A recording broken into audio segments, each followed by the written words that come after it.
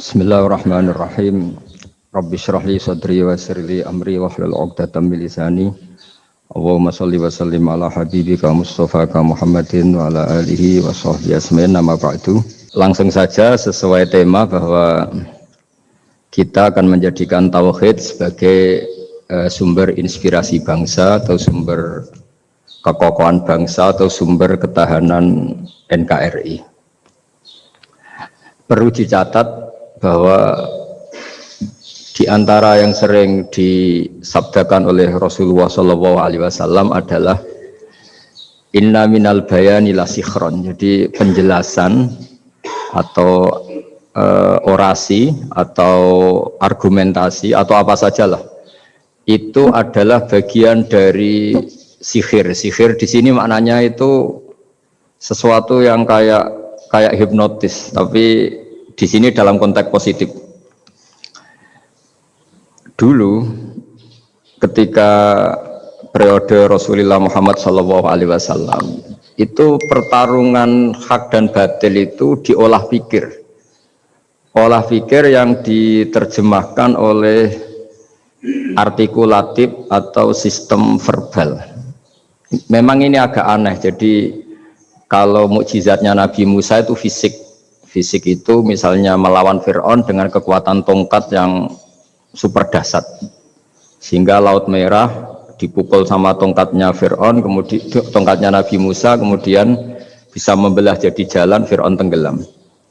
Begitu juga nabi-nabi yang lain ada kekuatan fisik yang bisa dilihat sebagai mukjizat. Tapi ketika Nabi Muhammad SAW jadi Nabi itu pertarungannya itu ke sistem rasional. Dan yang enggak rasional itu dijelaskan dengan satu penjelasan yang seakan-akan rasional. Ini yang agak jelimet. Sehingga ada wala talbisul haqqo bil batil. Jangan menyampur adukkan hak dengan batil. Saya beri beberapa contoh kejadian. Suatu saat itu ada orang kafir datang ke Rasulullah SAW. Kemudian bertanya, ya Muhammad, jika kambing itu mati betul, yang tidak disembelih, bangkel, itu yang mematikan siapa? Karena Nabi itu orangnya ummi itu lugu, ya yang mematikan Allah. Terus jawabannya si orang kafir tadi, agama kami itu aneh. Yang dimatikan Allah langsung haram, tapi yang lewat tangan-tangan manusia yang berlumuran dosa halal katanya. Sehingga terus jadi logika yang kok iya ya gitu. Harusnya yang dimatikan Allah langsung kan orisinil gitu. Sehingga orang terus terbelalak seakan-akan ini hebat gitu. Dan resikonya Nabi Habib Fikri, resikonya itu enggak boleh fahisan mutafahisan. Corong Jawa Nabi ora oleh cangkem elek, itu resiko. Andai kan Nabi boleh cangkem elek enak. Nak halal ya pangan kon. Kalau itu baik ya silahkan makan ya. Tapi masalahnya Nabi tidak boleh seperti itu. Andai kan tidak Nabi kan gampang ya sudah kalau halal ya silahkan makan. Masalahnya Nabi tidak boleh apa? Nggak boleh berbicara kasar, tidak boleh berbicara buruk. Terus ada lagi beberapa kejadian yang seperti itu, yaitu masyhur suatu saat Sayyidina Ali didatangi seorang kafir juga Yahudi. Ali, kakimu angkat satu, diangkat sama Sayyidina Ali. Angkat dua-duanya, ya udah bisa. Gitu kok temanmu, maksudnya Nabi Muhammad mengklaim bisa naik langit, gitu aja kamu udah bisa. Jadi selalu pakai olah kata. Yang ketiga misalnya Muhammad, kita ini punya urusan banyak, punya problem banyak. Dan Tuhan itu dianggap penyelesai problem, halul muskilat, yang bisa menyelesaikan problem. Pertanyaannya, kalau problem kita banyak, Tuhannya satu tidak cukup Muhammad. Kalau problemnya banyak, ya Tuhannya harus banyak. Sehingga ketika Nabi membawa tauhid, protes mereka, komplain mereka, aja'alal alihata ilahau wahida inna hadza la syai'un ujab. Masa Tuhan satu, wong problemnya banyak, urusannya banyak. Kalau urusannya banyak, ya Tuhannya harus banyak. Nah, karena olah pikiran seperti ini, sebetulnya bukan olah pikiran ini, hakikatnya olah kata, karena ini tidak mewakili hakikat. Ya saya ulang lagi, sebetulnya ini bukan olah pikiran atau olah akal atau olah kecerdasan, tapi olah kata, karena semua yang diomongkan ini tidak mewakili apa? hakikat. Tapi faktanya itu terjadi. Sehingga mukjizatnya Rasulullah Shallallahu Alaihi Wasallam itu tidak boleh berupa fisik kayak tongkatnya Nabi Musa atau tabutnya Nabi Harun atau apalah yang sifatnya fisik. Karena ini tidak menjawab kecerdasan-kecerdasan yang terimplementasi oleh kata-kata yang dikatakan orang-orang kafir tadi, yang bisa memojokkan orang-orang kafir. Akhirnya Nabi diwarisi kecerdasan, dikasih kecerdasan oleh Allah Ta'ala, yaitu yang dikatakan fatonah. Dan mereka memang suka, mempermalukan Nabi itu suka. Misalnya Nabi, karena sebagai Nabi, beliau tahu betul bahwa semua itu biadillah, di tangan Allah. Itu Nabi pernah ngendikan, la adwa wala tiarota, tidak ada penyakit menular. Lalu ada orang Yahudi atau orang siapa saja, orang bodoh lah yang jelas ini. Ada unta yang kena penyakit gudik, kalau orang Jawa bilang gudik apa? Kalau orang itu apa? Kudis ini. Yang kena kudis ini dijejerkan sama yang waras. Ternyata yang waras sekarang jadi kudisan. Senang mereka karena bisa mempermalukan Nabi. Ya Muhammad, ini unta kena kudis. Ternyata yang waras tertular oleh yang kena kudis. Padahal kata kamu tidak ada penyakit apa? Menular.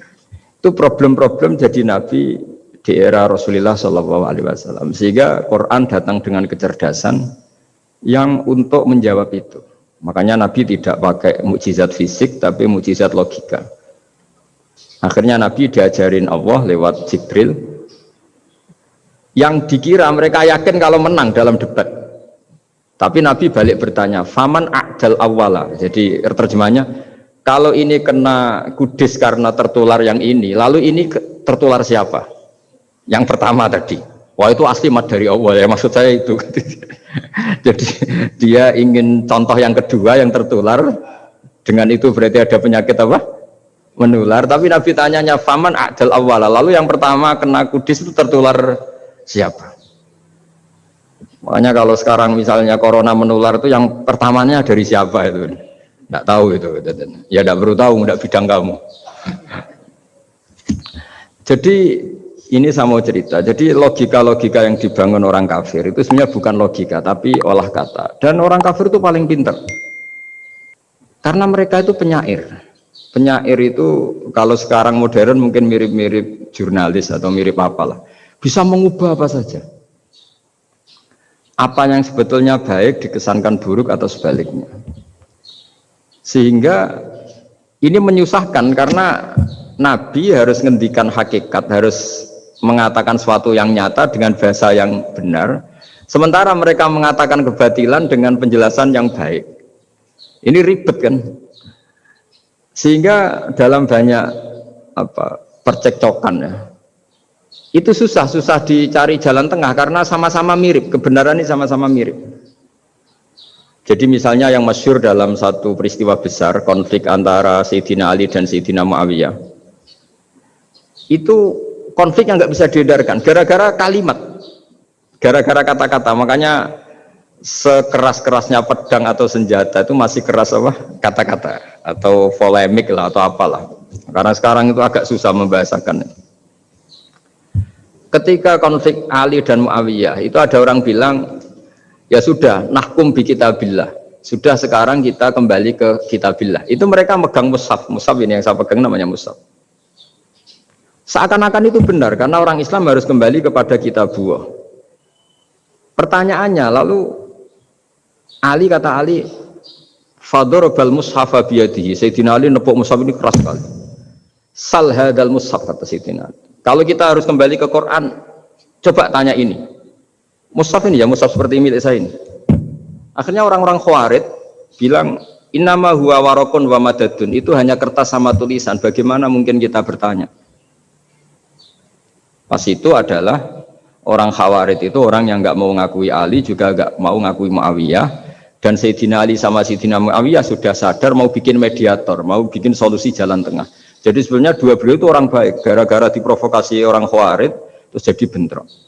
Orang Khawarij bilang nggak ada Ali, nggak ada Muawiyah, yang ada adalah kitabullah, yaitu mushaf. Benar, secara zahir benar, memang orang Islam harus kembali ke mushaf. Tapi Sayyidina Ali pinter, sal hadal mushaf. Kalau gitu tanyakan mushaf itu. ketika Sayyidina Ali dan Sayyidina Muawiyah sudah sepakat bikin perdamaian. Akhirnya singkat cerita, innama huwa raqun wa wadadun, kata orang-orang Khawarij itu hanya kertas dan pena. Kenapa bisa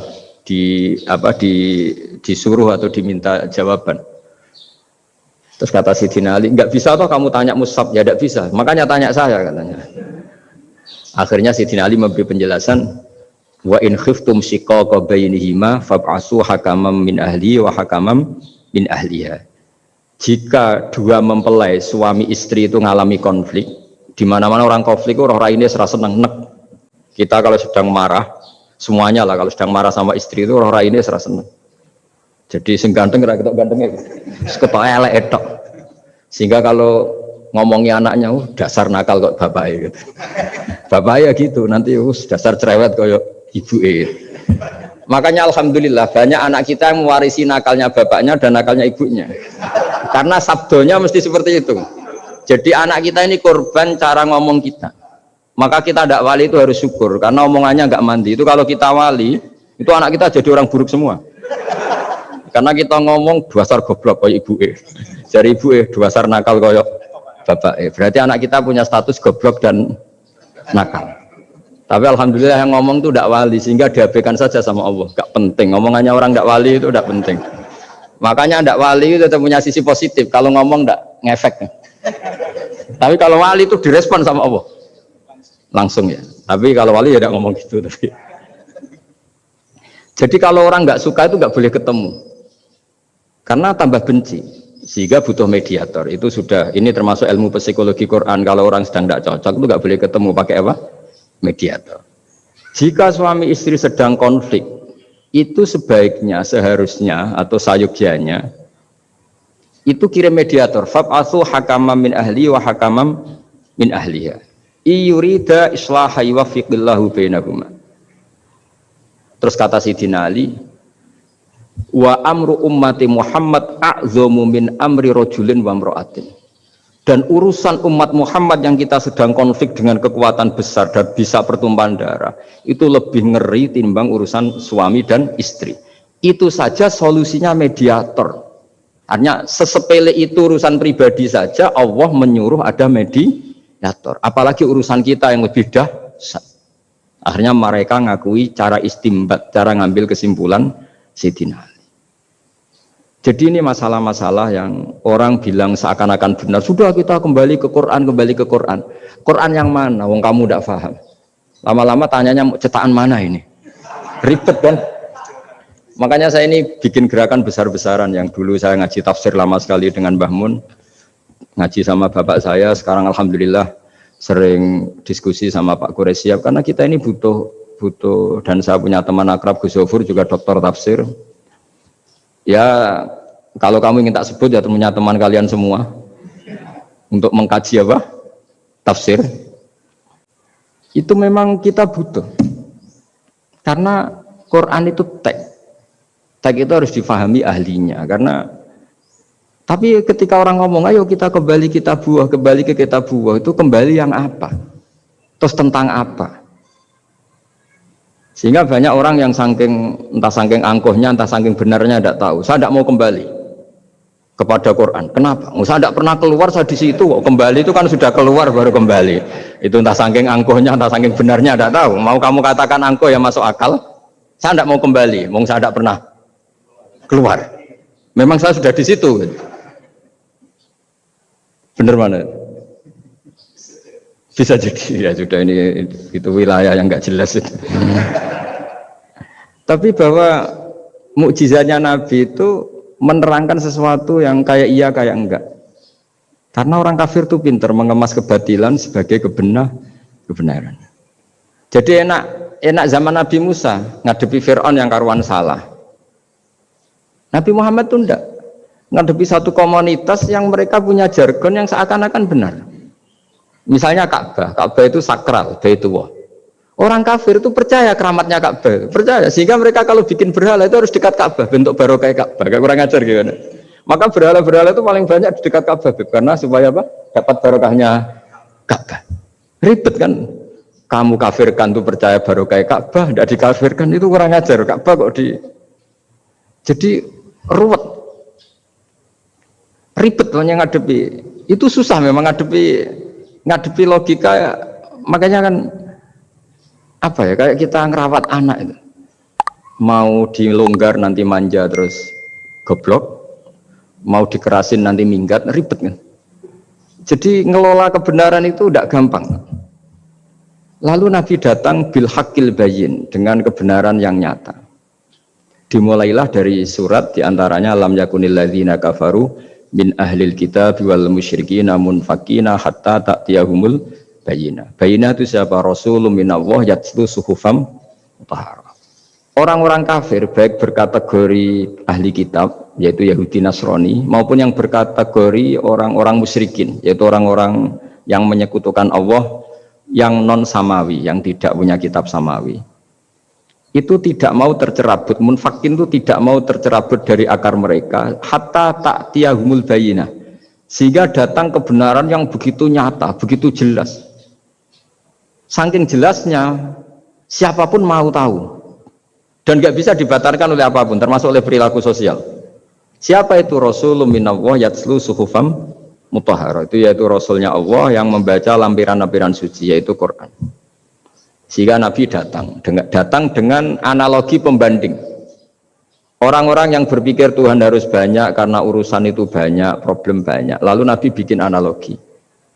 Andaikan kamu sebagai pembantu yang punya majikan banyak, perintahnya beda-beda, kamu mau enggak? Ya enggak mau, enggak enak Muhammad kalau punya bos banyak, perintahnya beda-beda, semuanya egois harus dituruti, enggak mau. Enak mana sama punya majikan satu? Enak satu Muhammad. Ya sudah, Tuhan kamu itu majikan kamu, kalau banyak-banyak bingung kamu, perintahnya banyak nanti. Terus mereka mau, ya sudah Tuhannya satu saja. Jadi karena mereka mau enggak mau, harus berpikir kalau Tuhan banyak berarti perintahnya banyak, memuaskan satu Tuhan dibenci Tuhan yang lain, memuaskan yang lain dibenci yang lainnya, pokoknya ribet. Hari ini minta dilayani, Tuhan yang satu minta dilayani, itu kan ribet. Jadi Nabi itu pakai logika yang gampang. Makanya ketika Allah menjelaskan itu, ketika Allah dorobawa masalar rojulan fihi syuraka umutasakisuna wa rojulan salamal dirojul hal yastawiyani masalah. Alhamdulillah, Allah bikin satu perumpamaan. Ada orang yang punya majikan banyak, yang satu punya majikan hanya satu. Hal yastawiyani masalah, nasibnya enak mana? Enak yang punya majikan satu, karena standarnya jelas, SOP-nya jelas. Akhirnya mereka sadar, oke, Muhammad Tuhannya satu saja. Lalu dalam pertanyaan-pertanyaan yang lain, misalnya tadi, masalah Sayyidina Ali, masalah dibully lah kalau sekarang itu Nabi menjawab ya dengan rasional. Karena mau tidak mau. Karena Nabi tidak dibolehkan pakai mukjizat zaman itu. Untuk awal-awal jadi Nabi itu nggak boleh pakai mukjizat. Karena mukjizat itu punya sisi yang sangat-sangat fatal, yaitu kalau Allah sudah menurunkan mukjizat, itu sekali nggak diimanin itu harus ada azab. Nabi ingin umatnya itu nggak kena azab. Makanya ketika Allah Ta'ala wa ma mana'ana an nursila bil ayati illa an kadzdzaba bihal awwalun. Cara terjemahan bebasnya gini. Muhammad, saya tidak ngasih mukjizat kamu kayak Nabi Musa, kayak nabi-nabi sebelum kamu yang berupa fisik. Itu problemnya satu, sekali saya menurunkan mukjizat, tren umumnya ini didustakan. Ketika didustakan, saya punya alasan menyiksa, wong sudah tak perlihatkan sebegitu jelas kok tetap didustakan. Maka sekali saya menurunkan mukjizat, kata Allah, wa ma nursilu bil ayati illa takhwifa. Saya memberikan satu ayat itu hanya warning, hanya peringatan bahwa ini akan ada bahaya azab.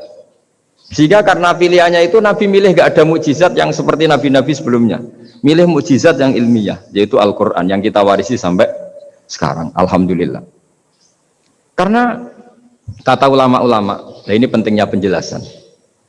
Andaikan mukjizat kita itu hanya tongkat, maka hanya ada di museum. Kita lihat tongkatnya Nabi Musa, mungkin klaimnya ada di Turki. Mukjizat tabut kita lihat lagi di mana lah tempat di museum apa. Tapi kalau mukjizatnya Al-Quran, itu umatnya Nabi akan merasakan nikmatnya ila yaumil kiamat. Misalnya kita dalam bersuami istri, atau dalam berkeluarga, atau dalam bermasyarakat. Itu Quran kalau nasihati kita gampang sekali. Misalnya, wa ashiruhunna bil ma'ruf, fa in karihtumuhunna fa asa an takrahu syai'a wa yaj'alallahu fi khairan katsira. Sudahlah kalau sama istri itu yang baik. Jika ada watak istri yang kamu nggak suka, dalam ketidaksukaan kamu itu ada kebaikan yang banyak. Kamu nggak suka karena kalau istri kamu sering marah, kamu nggak suka. Sukanya yang senyum. Tapi kalau senyum terus sama orang lain juga senyum, ribet kan kamu.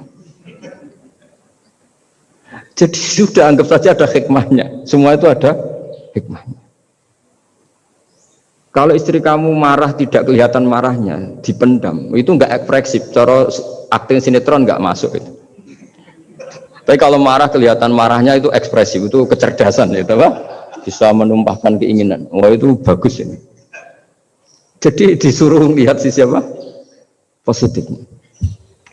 Imam Syafi'i itu pernah ketemu seseorang yang di depan beliau cium tangan hormat. Suatu saat dikasih tahu sama santrinya yang lain, orang yang mencium kamu wahai Imam Syafi'i itu di belakang ngerasani kamu, bully kamu. Kata Imam Syafi'i, baguslah. Kenapa? Berarti saya wibawa, di depan saya tidak berani. Jadi enteng saja. Beliau dikasih tahu, tetangga kamu banyak yang benci engkau ya Imam Syafi'i. Baguslah, tidak akan utang saya. Justru yang kenal-kenal itu yang utang-utang itu. Jadi enteng terus. Jadi dunia ini dianggap gampang saja. Coba kalau istri kamu sedang rukun sama sedang marah itu murah mana? Murah marah. Kalau rukun minta ke mall pusing. Jadi ulama dulu itu murah mana? Marah sama rukun. Kalau sedang harmonis minta kemana? Mahal kan? Kalau pas marah? Jadi ulama dulu itu lucu, apa ya? Gampang sekali nanggapin sesuatu itu. Imam Abu Hanifah itu kalau ketemu yang utang beliau itu dia yang sembunyi karena malu. Kalau kita kan enggak yang sembunyi yang utang. Kalau Abu Hanifah enggak. Yang sembunyi itu Abu Hanifah. Kasihan dia malu kalau ketemu saya kan masih punya utang saya. Itu kalau kamu ingin jadi wali itu gitu. Kalau ketemu yang utang kamu yang lari. Itu bisa bank tutup karena yang lari yang ngutangin. Dalam cerita-cerita wali itu unik-unik. Rabi'ah Adawiyah itu pernah kemalingan. Itu beliau sembunyi. Malingnya nyari apa dia sembunyi. Habis itu ditanya, kenapa engkau sembunyi? Sama lu sama malingnya. Karena rumah saya nggak ada yang bisa dimaling karena karena enggak punya apa. Jadi ini kalau berpikir rasional kan ada Habib Fikri bahasa rasional. Ini tak latih berpikir yang agak-agak rasional. Nah, Nabi itu diutus dalam kondisi masyarakat yang rasional. Sehingga repot. Dan yang tidak rasional itu punya kecakapan olah kata sehingga seakan-akan rasional. Makanya ada kalimat terkenal di kalangan ulama, kalimatu haqqin urida bial batil. Omongannya benar, tapi maksudnya tidak benar. Kayak tadi, la hukma illa lillah. Tidak ada hukum kecuali yang ada di Quran. Tidak ada hukum kecuali yang diturunkan Allah. Pertanyaannya, apa itu? Ya Quran. Lah iya apa? Makanya kata Sidina Ali, ya sudah, sal hadal mushaf. Tanya mushaf kamu. Oh ya tidak bisa, itu kan hanya kertas sama tulisan. Makanya tanya ulama, kata Sidina Ali. Nah Quran itu bal huwa ayatum bayinatun fi suduril ladzina utul ilm. Quran itu begitu jelas sebagai solusi, tapi di hatinya orang yang punya ilmu. Sehingga kemudian lahir beberapa generasi tauhid. Yang paling masyhur dimulai tauhid itu yang masyhur ya, yaitu adalah ketika ada orang namanya Muhammad bin Jubair bin Mut'im. Itu bapaknya Muhammad ini namanya Jubair bin Mut'im. Itu dia orang kafir, masih kafir. Dia datang ke Madinah itu untuk negosiasi tawanan perang Badar. Dulu beberapa orang yang negosiasi sama Nabi itu ya nunggu di masjid. Singkat cerita, Nabi sholat maghrib baca surat Wattur wa kitabim mastur fi raqim mansur wal baitil ma'mur wasaqlu fil marfu wal bahril masyur. Terus dia dengerin sampai Allah tanya, am khuliqu min ghairi syai'in. Kalau kamu tidak ngakui saya sebagai Tuhan, kata Allah, silahkan Anda berpikir bahwa alam raya ini dimulai dari ketiadaan. Atau kamu sendiri merasa sebagai pencipta alam raya ini, pencipta langit dan bumi. Itu namanya am khalaqus samawati wal ard. Itu orang itu disebut dahiyatul Arab, orang paling cerdas di Arab. Itu dia bingung. Dia selamanya kafir. Cara berpikir menuhankan berhala, Lata, Uzza, pokoknya menuhankan makhluk lah. Terus dia mikir, Muhammad ini kacau ya, akal saya dihabisin kata dia. Jadi cara berpikir dia pakai akal, dia tidak percaya mukjizatnya Quran, tapi dia bilang Muhammad ini kacau, akal saya dihabisin. Akhirnya Nabi setelah salam dia menyatakan Islam, karena kata dia Muhammad, akal saya habis oleh apa yang kamu baca. Nah ini saya mau menerangkan tauhid sebagai inspirasi, yaitu logikanya gini, langit bumi ini kan wujud itu punya eksistensi. Kalau langit bumi ini wujud, alam raya ini nyata, lalu kamu mengatakan sebelum alam raya ini ketiadaan, berarti ada satu kesimpulan ketiadaan menciptakan yang ada. Itu malah gendeng bareng. Logikanya kan nggak kena. Al-adamu yakhluqu maujudan, sesuatu yang nggak ada menyebabkan atau menjadikan sesuatu yang ada. Akhirnya padahal pertanyaannya tadi gitu, ya sudah kalau kamu nggak percaya saya sebagai Tuhan, sebagai pencipta awal, sudah ada usah Tuhan-Tuhanan. Tapi ya mari goblok bareng dengan mengatakan bahwa alam yang ada ini diciptakan oleh sesuatu yang tidak ada. Jadi Juber, saya tidak mau goblok Muhammad, sudah iman saja saya, karena saya tidak mau goblok. Jadi agama ini datang dengan keceriaan berpikir. Sehingga Ibnu Hajar al-Asqalani mengatakan hadatin ja'a bil iltizat al-aqli. Agama ini datang dengan kenyamanan berpikir. Coba kalau Anda seorang profesor atau seorang doktor atau seorang ilmuwan, kemudian Anda diajak goblok dengan teori baru bahwa sesuatu yang ada itu diciptakan oleh yang tidak ada. Mau enggak kamu? Mau semuanya rasa turu. Diajarin sesuatu yang ada diciptakan oleh yang tidak ada.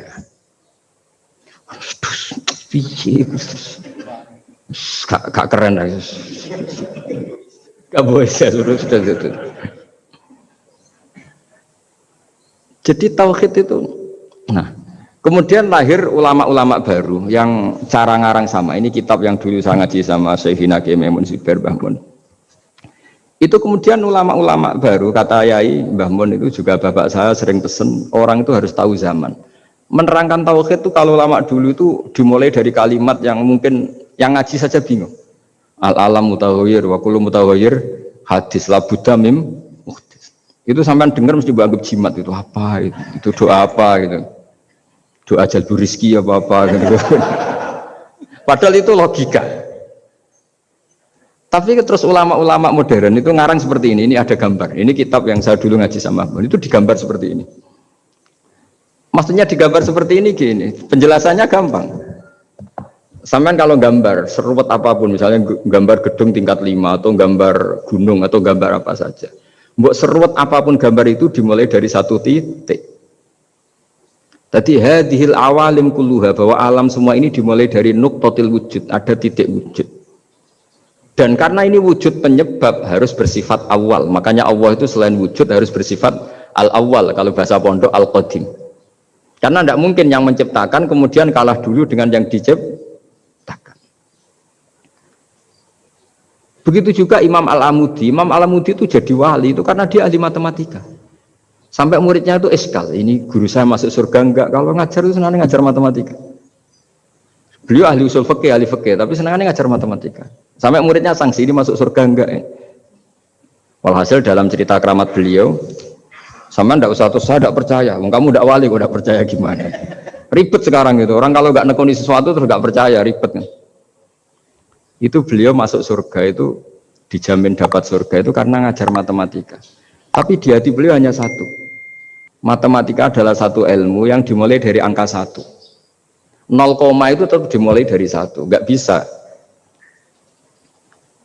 Akhirnya beliau cerita, angka 2 atau 3, nisbatul wahid wal isnaini ila mi'ah wa ila ma la nihayatallah, semuanya sama, nisbatul far'i ilal asli, kata beliau. Mbok angka 2, 3, 1000 sampai 1 miliar, itu perbandingannya dengan angka 1 apa hubungannya? Al-far'i ma'al asli, yaitu angka 2, 3 adalah cabang dari angka 1. Jadi alam raya sebanyak apapun, ada galaksi, ada Mars, ada apa saja, tetap dimulai dari wujud yang 1, yaitu wujudnya Allah Subhanahu wa Ta'ala. Jadi beliau menjadikan matematika sebagai alat perangkat untuk tahu tauhid, bahwa alam raya ini dimulai dari al-wujudul wahid, wujud yang satu. Makanya kul huwallahu ahad. Allahus somad, terus lam yalid wa lam yulad dan seterusnya. Nah, makanya ketika orang menyoal hukum adat yang menipu kita, adat itu sunnatullah yang kita lihat. Itu Quran mesti mengembalikan wahwaladzi yabda'ul khalqa tsumma yu'idu wa huwa ahwanu alaih. Sebagian di surat Yasin diterangkan ansha'aha awwala marrah. Ketika kita lama sekali, namanya manusia itu lahir dari seorang bapak dan ibu, ini lama sekali. Yang namanya telur itu lama sekali lahir dari ayam, keluar dari ayam. Yang namanya pohon besar itu mesti dari biji yang kecil. Karena lama itu terjadi, seakan-akan kita ngomong, kita berkeyakinan, tahu-tahu ada pohon besar itu mukhal. Tahu-tahu ada manusia ini mukhal. Makanya ketika ada figur yang bernama Isa bin Maryam, itu orang kafir Yahudi, itu menolak. Bagaimana mungkin ada manusia tanpa bapak? Oke, itu menyalahi prosedur lazim, protap lazim. Tapi kata Allah gimana? Inna masalah Isa indallahi kamasali Adam. Kalau Isa mukhal karena tanpa bapak, harusnya Adam lebih mukhal karena tanpa bapak, tanpa ibu. Jadi artinya apa? Allah tetap mengingatkan bahwa kudroh saya yang pertama itu menjadikan semuanya mungkin tanpa perangkat adat. Maka kitab ini yang saya baca ini, milik Sayyid Husain Afandi ini, itu menjelaskan bahwa hukum adat itu menipu. Saya ulang lagi, hukum adat itu menipu. Ketika ayam mengeluarkan telur, telur kemudian menjadi ayam lagi. Terus kita berdebat, telur sama ayam dulu mana? Menurut Anda milih mana? Milih apa? Telur. Kalau ini, yang kubu sebelah ini? Ayam apa telur? Telur. Ayam. Ayam lahir dari Nah, pertanyaannya begini kalau menurut tauhid. Ketika lazim kalau telur itu nanti suatu saat jadi ayam, terus ayam kemudian lazim mengeluarkan telur. Ketika Anda mengatakan mungkin kontribusi Anda terhadap kemungkinan itu apa? Kan sama, Anda tidak ikut menciptakan. Wong nggak ikut menciptakan kok menfonis mungkin dan tidak mungkin, kamu itu hanya saksi. Makanya pertanyaannya Allah, loh ketika itu kamu anggap mungkin, kontribusi Anda itu apa? Kan hanya melihat. Kamu sendiri tetap tidak mampu bikin telur, Anda juga tidak mampu bikin ayam. Artinya meskipun telur jadi ayam, ayam jadi telur sampai kiamat, tetap ada kontribusi kudrohnya Allah Subhanahu wa ta'ala. Bukan berarti berdiri sendiri, wong kamu yang bilang mungkin ya nyatanya enggak berkontribusi. Sehingga kalau suatu saat Allah bikin telur dari batu atau ayam keluar dari batu, bagi Allah itu enggak masalah. Tapi bagi kamu masalah. Bagaimana mungkin hewan keluar dari batu? Ini logikanya gimana? Loh memangnya ketika telur dari ayam itu logika kamu gimana coba? Kamu ikut bikin enggak? Nah ini di sini pentingnya mukjizat. Akhirnya Allah bikin mukjizat, ada satu onta besar keluar dari batu, yaitu mukjizat Nabi Kamu memasalahkan, ini gimana onta kok keluar dari batu? Lalu kalau Allah tanya kamu, gimana telur keluar dari ayam? Loh ini biasa Gusti mungkin, memangnya kamu bisa? Berarti bagi orang yang tauhid, yang wali, keluarnya ayam dari telur sama onta dari batu itu nisbatnya sama. Sama-sama semuanya di luar kontribusi kita. Kenapa yang satu kamu katakan mungkin, yang satu kamu katakan tidak mungkin? Toh kamu sama-sama tidak terlibat. Itu cara berpikir tauhid. Artinya apa? Orang-orang wali atau orang-orang alim meskipun melihat telur keluar dari ayam tiap hari tetap subhanallah, subhanallah, Allahu Akbar. Karena ini keajaiban. Tapi kamu kan enggak taunya ajaib itu yang aneh-aneh itu. Makanya banyak cari kiai aneh yang gondrong, yang enggak pernah mandi gara-gara kamu itu suka aneh itu gara-gara. Dong ini ya.